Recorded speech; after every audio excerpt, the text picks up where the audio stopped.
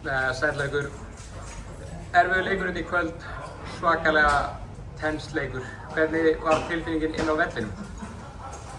Bara, þú veist, svo sem venjuleg þannig, skilju, þetta bara körpa því, en það var rosalega gaman líka, skilju, við tökum þessu leik með einu stíi, en þetta bara stór play eftir stóru leikjan, þannig að þetta var bara, þá ég vilja að þetta myndi detta okkar meginn, þá var þetta skemmtilegt.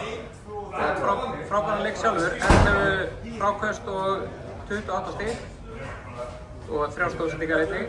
Hvernig, svona, þú veist, fannst þér spilamennska þín hafa verið gegnum þetta tímabil? Það er mikið búið að tala um að þú sér búin að vera að bæta þér svo mikið. Finnur það sjálfur? Já, mér líður betur í ár en síðustu ár og sérstaklega seinni helming tímabilsins. Það er bara, þú veist, það er bara gaman. Það er bara alltaf gott að spila vel og svona. Man langar meira, man langar að vinna þennan leiki. En það er náttúrulega bara stutt í næsta leik sem er á Álftanesi. Þið ætlið væntanlega að mæta Dýrafjörður þar, það er enginn tapa heima. Nei, þetta er bara play-off, við viljum vinna þessa leiki, við viljum bara komast áfram.